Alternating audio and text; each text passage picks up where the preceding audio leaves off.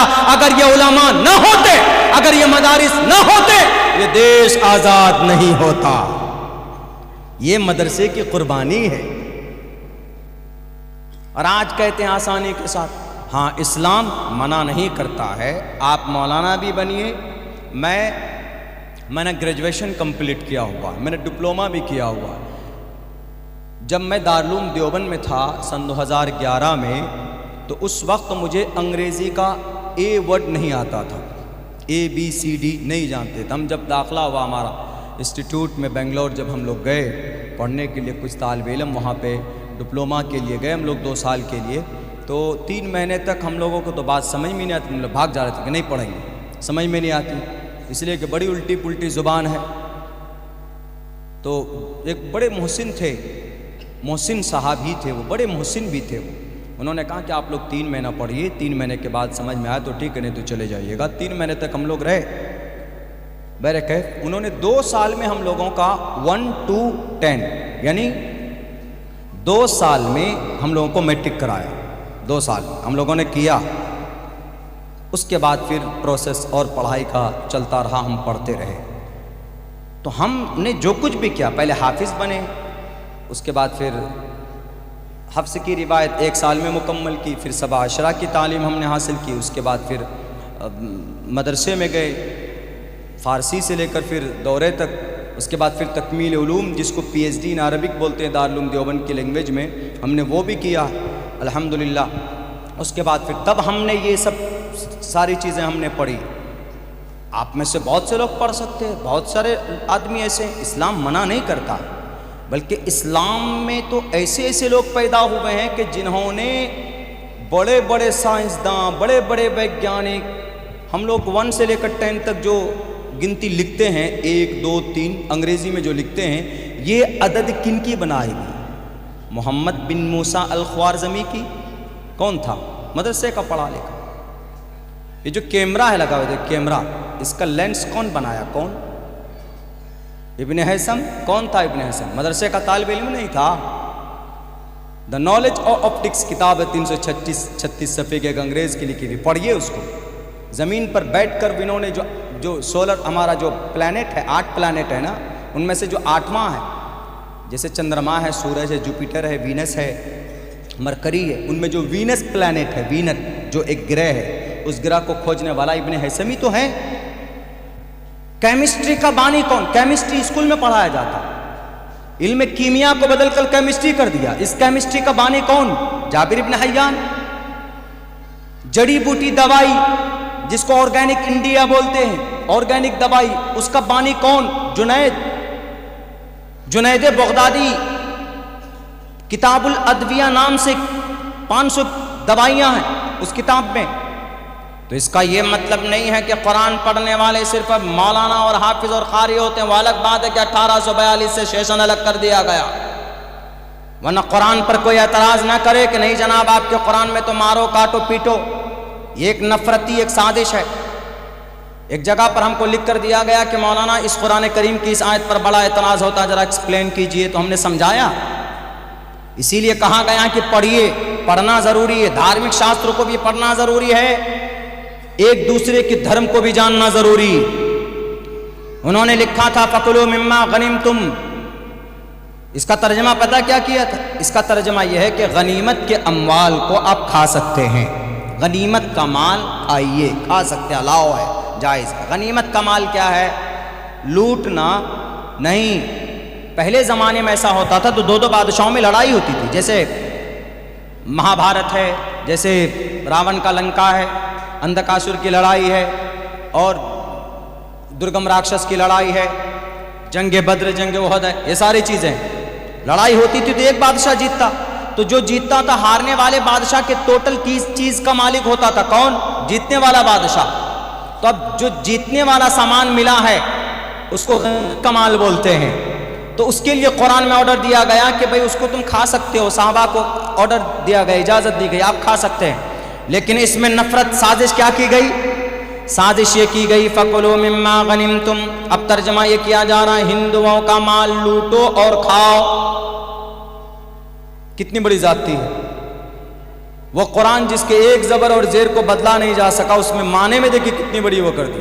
اب ہمارے جو نوجوان طبقہ ہے ہمارے سناتن دھرمی بھائیوں میں، ہندو بھائیوں میں، وہ تو دیکھیں گے اچھا قرآن کی آیت کا یہ مطلب ہے، ٹھیک ہے ہم دیکھتے ہیں، ان کا خون گرم ہو جاتا ہے، نوجوانوں کا تو خون گرم ہوتا ہے، ہندو میں بھی مسلمانوں میں بھی۔ ابھی ہم آسام میں گئے تھے جلسے میں، تو 5-6 گاڑی لے کر آئے لینے کے لیے وہ لوگ، اب کچھ نوجوان تو ایسے تھے ایک دم بالکل جوش جوش میں، پتہ تکبیر کیسے لگا رہے تھے، لڑائے تکبیر۔ ہم نے کہا لڑائے تکبیر کیا ہے؟ جوش میں ایسا لگا دیتے۔ یہی آپ کے اڑیسہ میں، الحمدللہ اڑیسہ کی مہمان نوازی بہت مشہور ہے، ہم لوگ دوسری جگہ پہ چرچا کرتے ہیں، لیکن جب سے چرچا کرنے لگے تب مہمان نوازی گھٹ گئی، اسی لیے اب نہیں کریں گے۔ شروع کی بات ہے، تقریباً کرونا سے پہلے کی ہی بات ہے، ہم تھے ایک مولانا، لکھنؤ کے ایک مولانا تھے، بڑے مستند عالم دین ہے، وہ بھی تھے، ہم لوگ بیٹھے ہوئے تھے، چھوٹے بچے کو مائک پکڑا دیا اور وہ تکبیر لگانے لگا۔ تھک جاتے ہیں ایک آدمی نعرے تکبیر، اس کی ضرورت ہی نہیں، ہم لوگ گاؤں دیہات میں کہیں پر بھی لگاتے ہیں تکبیر، اس کی ضرورت نہیں ہے، لیکن پھر بھی ہمارے نوجوان اپنے اس کے لیے لگاتے۔ تو پتہ وہ لڑکا کیا بولنے لگا، مارے تکبیر اللہ اکبر۔ ہم نے کہا مارے تکبیر، ہم سب کو مروا دو گے کم بخت تم اللہ کی نظر میں۔ تو بیرک ہے، نوجوان جوش میں بہت جلدی آ جاتے، کوئی بھی میٹر ہوا فوراً چلو ایک دم نکل جاؤ، دونوں میں، دونوں پکش میں، ہندوؤں میں بھی مسلمانوں میں بھی۔ یہ گڑبڑی نہیں، اکھرنا نہیں ہے، دنگا نہیں کرنا ہے، لڑنا نہیں ہے۔ کوئی بھی معاملہ ہوگا تو سب سے پہلے نمبر پر آپ پرشاسن کے پاس جائیں، آپ ان کے پاس جو قانونی کارروائی بیرک ہے۔ تو وہ نوجوان غصے میں ہو جاتے، اچھا قرآن کا یہ مطلب ہے فَكُلُوا مِمَّا غَنِمْتُمْ، ہندو کا مال لوٹو اور کھاؤ، لو اس قرآن کو جلاتے۔ کہاں قرآن پڑھایا جاتا؟ جی مدرسے میں۔ اب وہ لوگ سمجھتے ہیں کہ جب قرآن پڑھایا جا رہا ہوگا جس مدرسے میں ایسی باتیں ہوں گی تو ظاہر سی بات ہے کہ وہاں تو پتہ نہیں کیسے کیسے جہادی پیدا ہوں گے، جس کو یہ آیتیں پڑھائی جائیں گی، یہ معنی پڑھایا جائے گا، وہ تو یہی سمجھ رہے ہیں، حالانکہ یہ مطلب تو بالکل نہیں ہے۔ تو ہم نے پھر اس کا انالائز کیا 25-24 آیتوں کا، جس کے بارے میں یہ سڑی انتر اور سازشیں تھی۔ میں نے ایک ایک آیت کو شاستروں کی روشنی میں میں نے اس کو الگ الگ کیا۔ تو اس منتر کا، اس آیت کا ہم نے کہا فَكُلُوا مِمَّا غَنِمْتُمْ، غنیمت کا مال کھاؤ۔ جب بھی کبھی تمہارے دشمن سے مقابلہ ہو، تم وہاں پر جیت جاؤ تو اس غنیمت کے جیتے ہوئے مال کو تم کھا سکتے ہو۔ یہی بات رگ وید کے اندر کہی گئی ہمارے ہندو بھائیوں کے، سناتن دھرمی بھائیوں کی، ان کی کتابوں گرنتھوں کے اندر۔ وہاں کہا گیا تُوَمْ تُوریَتَرُشَّتَہَ سَتْیَمْ وِبھاجَنِی، جو سامنے راکشس ہیں، راکشس کا مطلب شترو، جو میدان میں ہے، لڑنے والے میدان میں، یہ شترو نہیں ہے۔ بھارت کے اندر میں کوئی بھی کسی ایک دوسرے کا شترو نہیں ہے، ہندو مسلمان کا شترو نہیں، مسلمان ہندو کا شترو نہیں، کوئی دلت کا نہیں، کوئی مسلم کا نہیں، کوئی عیسائی، کرسچن، جین، بودھ، کنفیوشنزم، آشوریو، شنوٹو، یہ سب برادری کے لوگ رہتے ہیں ہندوستان میں، ایک دوسرے کے کوئی شترو نہیں ہے۔ ایک دوسرے کا شترو کون بن سکتا ہے؟ کبھی کبھی شترو بھائی بھی بن جاتا ہے۔ اگر آپ کا بھائی آپ کے لیے مرڈر کی پلاننگ کر رہا ہے، آپ کو مارنے کی کوشش کر رہا ہے، تو آپ کا بھائی شترو ہو گیا۔ اسی لیے موقع محل کے اعتبار سے شترو کا فیصلہ ہوگا، دھرم کے آدھار پر کوئی کسی کا شترو نہیں ہے۔ تو اسی بات کو منتر میں درشایا گیا تُوَمْ تُوریَتَرُشَّتَہَ سَتْیَمْ وِبھاجَنِی، اپنے شترو کو مارو، لیکن منتر میں جو مراد ہے وہ میدان کارزار کا شترو مارو، یعنی جب جنگ ہوتی ہے تو شترو کا وناش کرو، اور میدان میں لڑنے کی اجازت دی گئی ہے۔ اس لیے کہ گیتا کے اندر بھی جو پہلا منتر ہے اس میں بھی یہی کہا گیا ہے کیا کہ آپ لڑائی کیجئے شترو کے سامنے میں، ادھرمی کے سامنے میں، جو ناستک ہیں، جو پرماتما کو نہیں مانتے، ان کے سامنے میں لڑ سکتے ہیں، مقابلہ کر سکتے ہیں، ان کے سامنے میں لڑائی کی جا سکتی ہے۔ مہا بھارت کے میدان میں ارجن کو کہا تھا، شری کرشن جی نے صاف لفظوں میں کہا تھا کتستوا کشملدم وشمے سمپستتم اناریہ جشتم کیرتی کرم جناہا، کہ ارجن بیٹھو مت، مقابلہ کارو، سامنے ادھرمی ہے، شترو ہے، راکشس ہے۔ تو اس سے پتہ یہ چلتا ہے کہ میدان میں جو راکشس ہو ان کو مارنے کی اجازت دی، میدان کے اندر راکشس کو مارو، لیکن راکشس کا جو سامان بچ جائے۔ تُوَمْ تُوریَتَرُشَّتَہَ سَتْیَمْ وِبھاجَنِی، جو سامان مل جائے اس کو امانت داری کے ساتھ آپس میں بانٹ لو، فکلو، کھا لو بانٹ کر۔ جو بات قرآن میں ہے وہی بات رگ وید کے اندر کسی نہ کسی شکل میں ایشور نے بہت پہلے بتا دیا۔ اسی لیے جب تک پڑھیں گے نہیں، نالج نہیں ہوگا، پتہ نہیں چلے گا، اور لوگ آپس میں ایسے ہی ہندو مسلمانوں کو لڑاتے رہیں گے، مندر اور مسجد کے نام پر لڑاتے رہیں گے، مدرسے کے تعلق سے بھڑکاتے رہیں گے۔ ابھی کچھ دنوں پہلے 3-4 دن پہلے جامعہ اشاعت العلوم مکہ کنواں کے تعلق سے افواہیں پھیلائی گئی لوگوں کے سامنے میں۔ وہاں کے حضرت محتمم صاحب کو، مولانا غلام وستانوی صاحب، مولانا حذیفہ وستانوی صاحب، ان لوگوں کو کس طرح سے خیر ٹارگیٹ کیا جا رہا ہے، یہ سب باتیں بالکل غلط ہے۔ مدرسہ ہے، مدرسے میں صرف ایک ہی مقصد ہے کہ اللہ کا جو قرآن ہے ہم اس کو سمجھ جائیں، اللہ کی جو شریعت ہے ہم اس کے مطابق اس کا جانکار بن جائے، اور ہم کیسے لوگوں تک اس کی بات کو پہنچائے۔ مدرسے کا صرف یہی مقصد ہوتا ہے۔ اگر کسی مدرسے کے اندر میں کوئی اس طرح کی باتیں پائی جاتی ہے، پہلی بات تو ہوتی نہیں۔ الحمدللہ میں مدرسے میں پڑھا ہوں۔ I have spent 14 years completely۔ ہم نے 14 سال مدرسے میں گزارے۔ 14 سال کے اندر ہم نے تو یہی دیکھا ہے، جب بچہ حفظ کرتا ہے، جائیے مدرسے کا سسٹم دیکھیے، فجر کی اذان ہوتی ہے، اذان سے پہلے حفظ کے بچے کو اٹھا دیا جاتا ہے، وہ بچہ جاتا ہے اٹھ کر ٹھنڈ میں ٹھنڈے پانی سے وضو کرتا ہے، قرآن کریم سبق لے کے بیٹھ جاتا ہے، فجر کی نماز سے پہلے سبق سناتا ہے، فجر کی نماز پڑھتا ہے، نماز کے بعد کچھ بچے سبق سناتے ہیں، اس کے بعد سبق سنا دیے گئے، 10 15 20 25 منٹ کا یا آدھے گھنٹے کی چھٹی ہوتی ہے، بچہ جاتا ہے ناشتے کے لیے، ناشتے کے بعد پھر گھنٹی لگتی، پھر بچہ 8 بجے پڑھنے بیٹھتا ہے، 12 بجے تک پڑھتا رہتا ہے، 12 بجے کے بعد چھٹی ہوتی ہے، بچہ نہائے گا، کھانا کھائے گا، ظہر کی نماز پڑھتا ہے، ظہر کی نماز کے بعد پھر پڑھنے کے لیے بیٹھ جاؤ عصر تک، عصر سے لے کر مغرب تک پھر چھٹی رہتی ہے، تھوڑا مائنڈ کا فریش ہونا بھی ضروری، پھر مغرب کے بعد وہی بچہ مغرب سے لے کر عشاء تک پڑھتا، عشاء کے بعد چھٹی ہوتی ہے، نماز پڑھتے ہیں، کھانا کھاتے ہیں، پھر عشاء کے بعد کھانے کے بعد بچے پڑھتے ہیں۔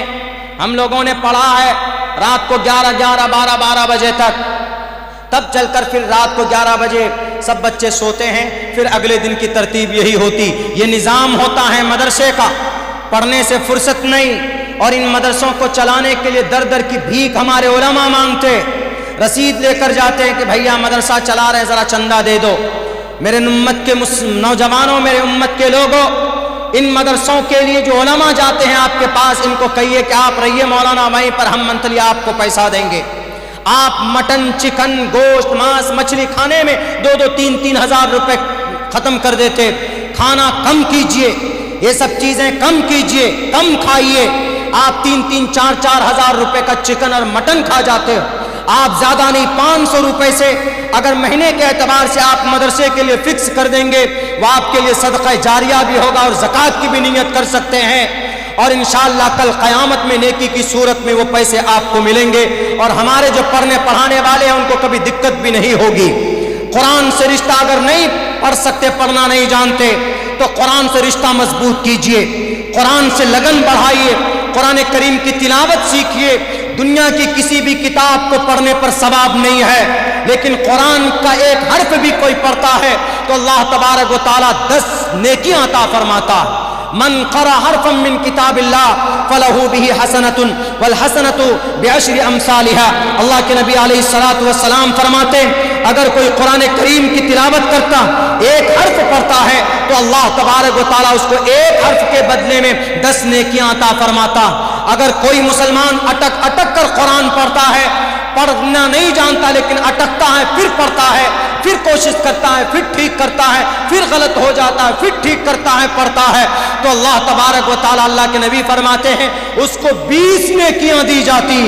دنیا کی کوئی کتاب ایسی نہیں جس کے پڑھنے پر ثواب ہو، لیکن آپ کے پاس قرآن ایک ایسی کتاب ہے جس کے پڑھنے پر ثواب ہے، جس کے دیکھنے پر ثواب، جس کو عقیدت کے ساتھ سینے پر لگانے پر ثواب ہے۔ ایک ایسی کتاب ہے، اس سے رشتہ مضبوط کیجئے۔ دنیا کی باطل طاقتیں آج بھی جھکیں گی۔ دنیا کی بڑی بڑی سپر پاور طاقت کو اگر کسی نے دھول چٹایا ہے تو وہ غزہ پٹی کے نوجوانوں نے دھول چٹایا ہے۔ وہ نوجوان کون تھے؟ انہوں نے یہودی ظالم کے آئرن ڈوم کو بھی پھیل کیا، ان کو جھکایا۔ وہ صرف 5000 نوجوان ہیں جن میں 3500 نوجوان حافظ قرآن ہیں۔ یہودیوں کے چیف ان آرمی نے کہا کہ ہم ان سے مقابلہ نہیں کر سکتے، ذرا تحقیق تو کرو کہ یہ ہر دن شام کو تھک ہار کر پاگلوں کے طرح بے ہوش ہو کر اپنے ہم جنگ بندی کا اعلان کرتے ہیں، لیکن پھر اگلے دن یہ کفن باندھ کر آ جاتے ہم سے لڑنے کے لیے۔ یہ رات کو طاقت کہاں سے ملتی؟ ذرا پتا تو کرو، رات کو ان کو موٹیویٹ کون کرتا؟ ان کو انرجی کہاں سے آتی ہے؟ تحقیق کی گئی، انہوں نے اپنی سارے ایجنسی لگائی، پتہ یہ چلا کہ یہ جو لڑنے والے تھے، نوجوان تھے لڑنے والے، سرزمین انبیاء کے نوجوان، جنہوں نے 466 دن کے جنگ کے بعد پھر ظالم انگریز کو جھک کر جانا پڑا، وہ جھکے ہیں، ہمارے نوجوان نہیں جھکے، جو مظلوم تھے، جن پر ظلم کیا گیا۔ تحقیق کی گئی تو پتہ یہ چلا کہ عشاء کی نماز ہوتی ہے، عشاء کی نماز کے بعد یہ 6 گھنٹے کے لیے سو جاتے، 6 گھنٹے کے بعد اٹھتے ہیں، اس کے بعد وضو کرتے ہیں، اس کے بعد پھر یہ لوگ تہجد کی نماز میں پوری قرآن پاک 2 3 پارے یہ تلاوت کرتے ہیں، اور فجر کی اذان ہوتی ہے، اذان کے بعد نماز پڑھتے 2 پارے تلاوت کرتے ہیں، تب جا کر یہ اگلے دن اپنے ملک کو، اپنے دیش کو بچانے کے لیے سر پہ کفن باندھ کر ہاتھ میں جو بھی ہتھیار ہوتا ہے اور انگریز کے سامنے کھڑے ہو جاتے لڑنے کے لیے۔ ان کے بازوؤں میں وہ طاقت ہوتی، وہ طاقت، اور یہی چیز ہے۔ تو اس کہنے والے نے کہا کہ انگریز تم اس سے نہیں جیت سکتے، کیوں؟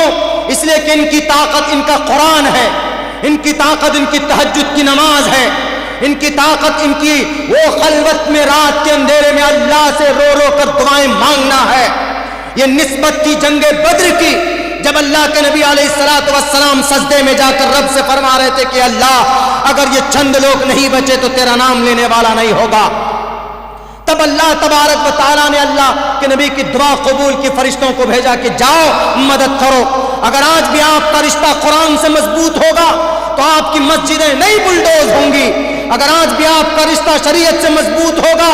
نوجوانوں، آپ کو نہیں معلوم شریعت کے بارے میں، آپ کو نہیں معلوم قرآن کریم کی تلاوت ایک حرف کے پڑھنے پر کتنے نیکیاں ہیں۔ ہمارے بہت سے نوجوان تو تلاوت کرنا نہیں جانتے، قرآن پڑھنا نہیں جانتے۔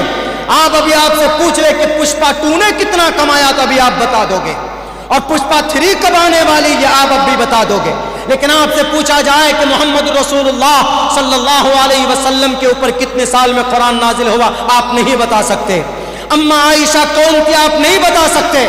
اما عائشہ پر الزام لگے تو آپ دائیں بائیں جھانکتے۔ آپ کو آپ کی شریعت کی جانکاری ہونی چاہیے، نماز پڑھنا فرض ہے، نماز کے بارے میں آپ کو جانکاری ہونی چاہیے، وضو میں کتنے فرائض ہیں یہ جانکاری ہونی چاہیے، قرآن کریم سے انسیت ہونی چاہیے، محبت ہونی چاہیے۔ اگر قرآن کی تلاوت نہیں جانتے ہیں تو جہاں قرآن پڑھا جاتا ہے وہاں اپنے جیب خاص سے 200 روپے کی مہینے میں رسید کٹوا لیجئے، تو انشاءاللہ کل قیامت میں یہ تعاون آپ کے لیے نجات کا ذریعہ بن سکتا ہے۔ یہ میں نہیں کہہ رہا ہوں، یہ دنیا کی تاریخ کہہ رہی۔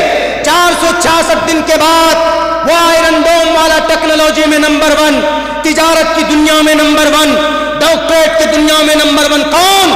اسرائیل تھا نا۔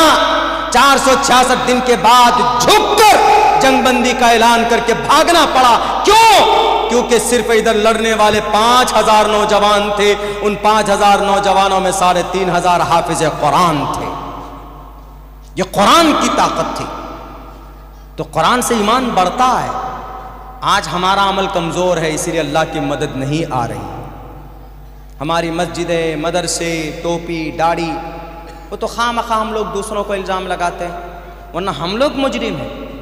اللہ نے نماز پڑھنے سے، یا کسی منتری نے، کسی سنتری نے، کسی راجنیتا نے نماز پڑھنے سے منع کیا؟ نہیں، تو مسلمان نماز نہیں پڑھتا۔ کسی نے کہا کہ تم سود کھاؤ، نہیں، تو بھی مسلمان سود کھاتا۔ کسی نے کہا کہ تم شراب پیو، تو بھی مسلم بچے شراب پیتے ہیں۔ بڑے بڑے گناہ تو ہم لوگ خود ہی کرتے۔ اللہ کی مدد کے لیے 2 چیزیں شرط ہے۔ وقت چونکہ بہت ہو چکا، مجھے بھاگنا بھی ہے، کل چونکہ وارانسی اعظم گڑھ پہنچنا ہے، مجھے وہاں کے پروگرام میں شریک ہونا ہے، تو اسی لیے مجھے یہاں سے جلدی ہی نکلنا ہوگا۔ ہمارے اعمال بد کی وجہ سے اللہ کی نصرت نہیں آ رہی، ورنہ اللہ آج بھی مدد کرتا ہے اپنے نیک بندے کی۔ مدد کے لیے دو چیزیں شرط ہے، ایک ایمان کا مضبوط ہونا جو کہ ہمارے پاس نہیں، دوسری چیز عمل صالح کا ہونا جس کے دور دور تک ہمارا رشتہ نہیں۔ یہ دو چیزیں اگر آپ کر لیں اللہ آپ کی آج بھی مدد کر سکتا ہے۔ ایسا نہیں کہ صحابہ کے لیے اس زمانے کے لیے خاص تھا، آج بھی اللہ کی مدد ہوتی، جیسے کہ سرزمین غزہ پٹی میں ہوئی نا، مسجدیں توڑ دی گئی، 87,000 لوگوں کو شہید کیا 466 دنوں۔ وقت ہوتا تو کھل کر بول دیتا، میں وضاحت کے ساتھ بول دیتا کہ کس اعتبار سے ظلم و ستم کیا گیا، لیکن وہاں پر پچھلے 466 دن میں 50,000 حافظ قرآن بنے بچے جنگ کی حالت میں، تو وہاں اللہ کی مدد نہیں ہوگی تو کہاں ہوگی؟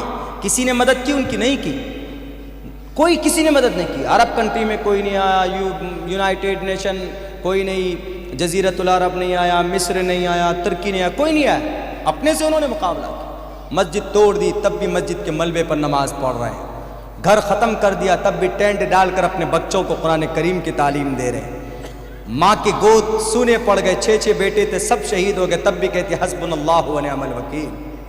آج بھی صحابہ کا نمونہ آپ کو دیکھنا ہو ویسا ایمان تو کچھ جھلک سرزمین غزہ پٹی میں نظر آتا ہے۔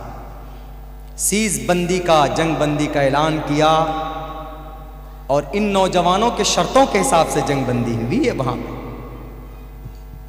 تو آج کل ہم مسلمان تو چونکہ ہمارا عمل اتنا کمزور ہے، ہمارے بڑے بڑے لوگوں کو، ملی تنظیموں کے قائدوں کا بھی عمل بڑا گڑبڑ ہے، اس وجہ سے ابھی اتر پردیش میں 23,500 مدرسوں میں بند کرنے کی بات چلی، بلکہ ہائی کورٹ نے فیصلہ بھی دے دیا کہ مدرسہ بند کر دیجئے، لیکن پتہ ہے سپریم کورٹ نے کہا کہ نہیں ہوگا بند۔ لیکن کوشش کن کی تھی؟ کیس کون کیا کورٹ میں؟ کون کیس کرنے گیا پتہ ہے آپ کو؟